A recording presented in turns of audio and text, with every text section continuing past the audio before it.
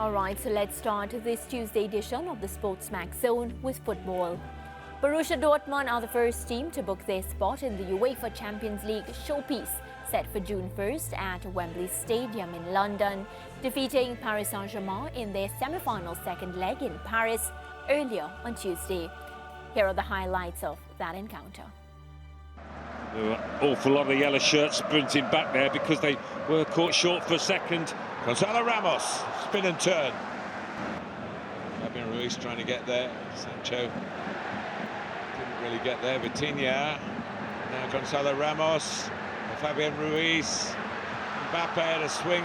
Might have got a little bit on it, but nothing to suggest that there was the equalising goal on the tie. And maybe now the breakaway for Dortmund to strike at the other end and double their advantage. Adeyemi still going. Great stop by Donnarumma. Oh, what a save! More instant reaction. Yeah, this was the Mbappe chance, and it was Hummels just nicks it away. What an interception that is. Goal saving, and then up they go, Dortmund. And but for Donnarumma, they'd have been 2-0 ahead on aggregate here. An early moment of optimism for the home side as Mbappe takes the corner short. Trying to avoid the aerial strength they have in the middle, and it comes here. Oh, and Zaire Emery. Yeah, a late run to the edge of the goal area where the ball's going. It's a free header for Hummels. They have doubled their lead. They could have scored one end, they should have scored one end, but all of a sudden they're 2-0 down on aggregate. A lot to do now for the Parisians. In by Hakimi. Balls for Nuno Mendes. A good line one up here. Has hit the post. Back by Fabian Ruiz. Chased down here by Mbappe. It's over the goalkeeper, and it's just touched behind by Madsen for the corner. Vitinha, Lee, Hakimi. Now Dembele trying to work it wide. The goalkeeper's only patted it down. Hakimi, Mbappe. Oh. Well,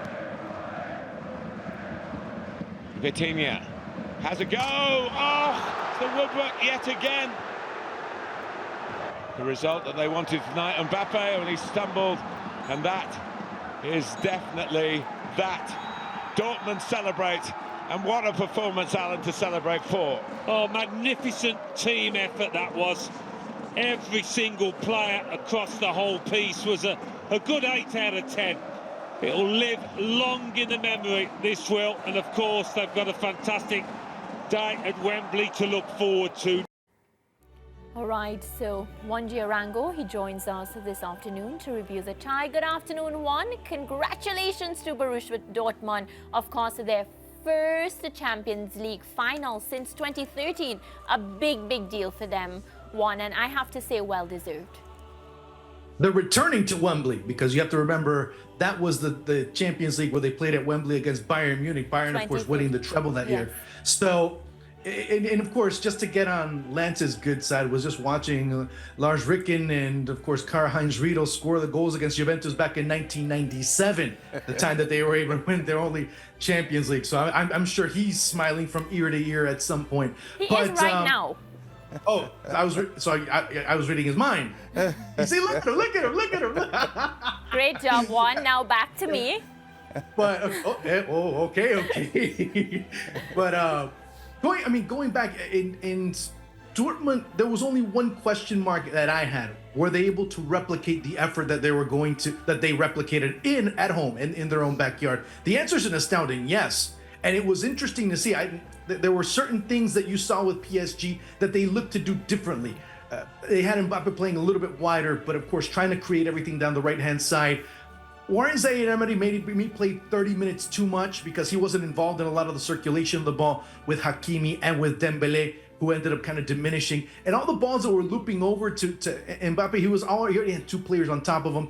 Times he wanted to play off of certain teammates, he couldn't, because as soon as he let the ball go, he had two players already doing that. And that's one thing when you start looking at this best player in the world debate. if there is a chink in the armor for Mbappe, it's the fact that what does he do in reduced space? And what does he do in association with his teammates in order to solve certain problems? So far, we haven't seen that with Mbappe at PSG. Now, if it changes at Real Madrid, that's a different story. And that's where you end up saying, well, compared to the usuals, well, where does he stand in terms of the best in the world? I don't think he is. Yeah, you start that debate, and you know, one, that is a very touchy subject, because when you start discussing things like who's the best in the world right now, there are so many different angles you can come from. There are so many different competitions we can discuss. But I just wanted to go back a bit to today's match. And of course, we can even look back at the first leg as well. Do you feel there were areas that Kylian Mbappe could have done more for his team? Of course there were. There were certain areas that he could, but yeah, again, like I said, he has to start talking and he has to start working alongside his teammates. That's the reason why, because a lot of times he became very intermittent, waiting for something to go his way, waiting for the ball to come in his direction and do something. Then when he had it, he didn't have the space or he didn't have the possibility of creating some type of solution. Well, it ends up being a major problem for him and PSG, because on the left side, there was really very little that he was capable of doing all by his own. Now, were there opportunities created? Yes, there were. But then when you depend on Fabian Ruiz to be able to create those, then you're in trouble, because a lot of the crosses that came in, and of course you won't see it much in the highlights because they ended up being very harmless for Dortmund. They ended up going right into the chest of Kobel. It was cleared away by Mats Hummels. It was cleared away by Schlotterbeck. So you ended up seeing a Dortmund side that defensively were solid, understood how to shut the... I mean, if there's something to look at in terms of what Dortmund did today, PSG have only been shut out. They have been going scoreless for 2 consecutive matches. You have to go back to late March and early April of last year when they played Lyon and Stade Rennes in Ligue 1. Since then, that hasn't happened. And if you go even further, I think there was 2 or 3 years before that did not happen. Today, it happened, and the only team that's been able to do it twice against them is Borussia Dortmund. So you have to give Dortmund some defensive credit as well, knowing where to position Mbappe in reference to the play, and knowing what if he doesn't get the ball, well, who takes over? And that ended up being the part of it where you saw a PSG side that was very disorganized. Yeah, very, very disorganized. And to me, they didn't look like the PSG I expected. Based on what happened in the first leg one, I expected a lot of changes. I expected to see them play different, but I feel like I got the same PSG from the first and second leg. You spoke about giving credit, and I want to talk about the man who should get the credit for today's match, Mats Hummels, and that goal, the quality of the goal. And speaking after the match in the press conference, he says, you know, he feels as if he has scored too few goals in Champions League so far, 5, and he's looking forward to now adding to that tally. What do you make of, one, his performance for this Borussia Dortmund team throughout the entire Champions League, and that goal that he scored today to, of course, get them over the line?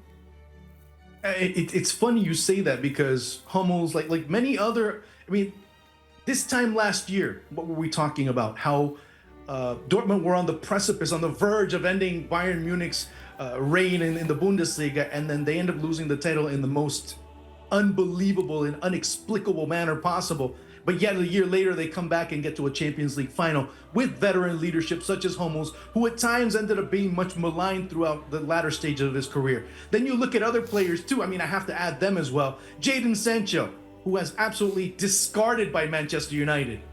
Madsen on the other end, completely discarded by Chelsea. Sabitzer, completely discarded by Bayern Munich. So you have players that had blood in their eye going to Dortmund this year. They're very erratic. They were a team that didn't find their way, but they found something in this Champions League run that has helped them galvanize and go and put themselves in a position where they could win it for the second time.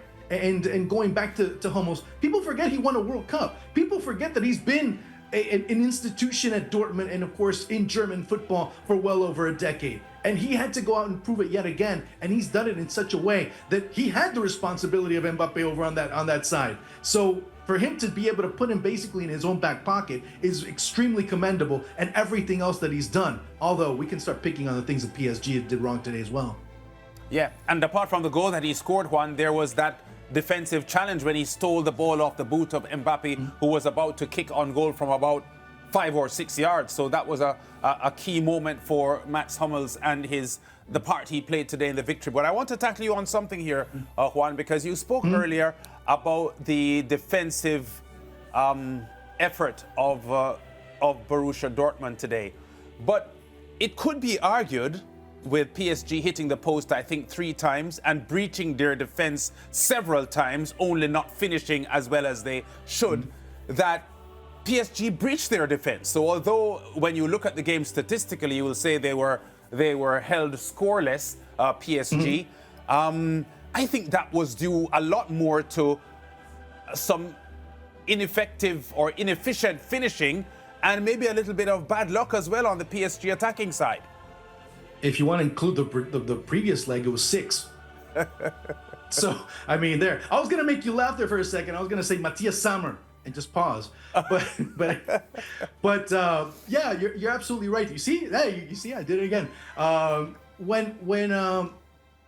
Yeah, you can say that, and yeah, the post had a lot to do with the imprecision, the bad luck as well that occurred. But if you look at it throughout 180 minutes, Dortmund were able to shut the primary options down consistently.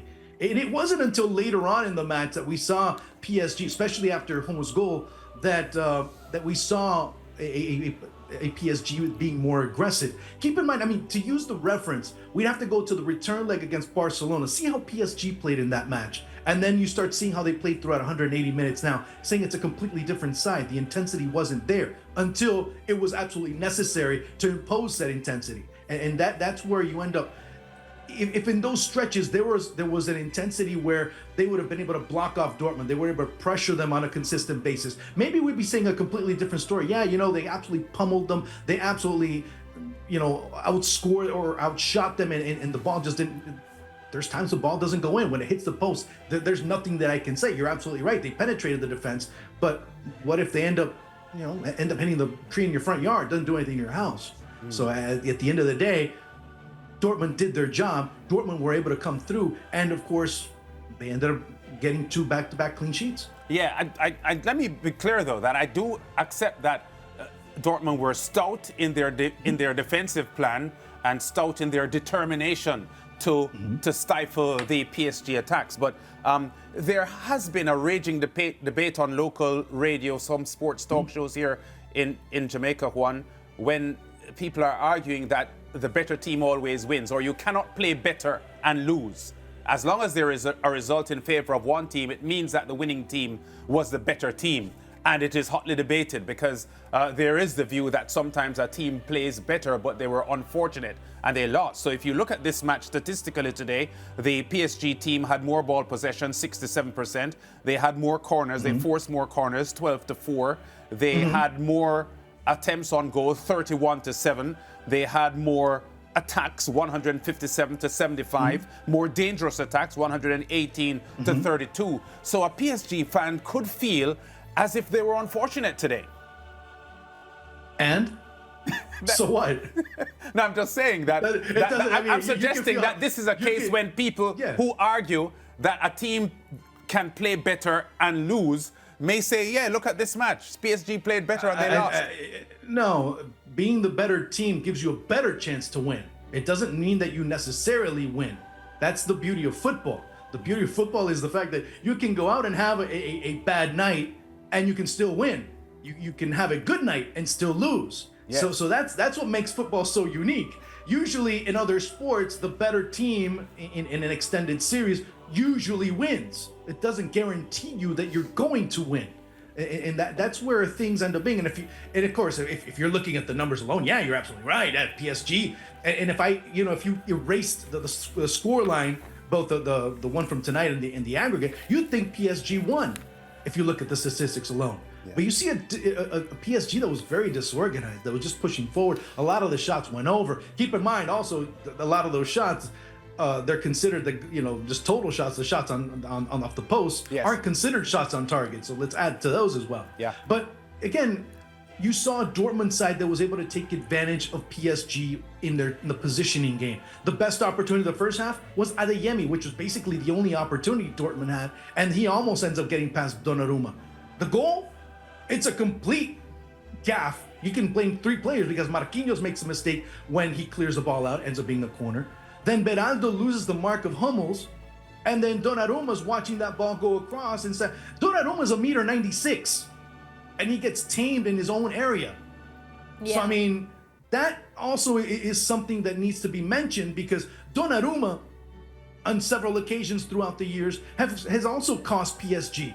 Let's go back to that series against Real Madrid for starters. So there are certain instances, and football is a game of instances, where if you are able to play better at that instance or execute slightly better than your opposition, you could end up winning in the 90 minutes. So it doesn't mean that because you are the better team, quote unquote, you end up winning. No, it's just you have a better chance of winning. Yeah. Well, Juan, it's done and dusted. Those things are behind us, and Borussia Dortmund will be heading into that final. Who they'll be meeting? Will it be Real Madrid, or are they going to be playing Bayern Munich? We'll have to wait and see. Tomorrow we'll get the answer. We're going to take a quick break, Juan, and when we come back, we'll preview that matchup, which will be live on your Home of Champions. It's break time. Stay with us.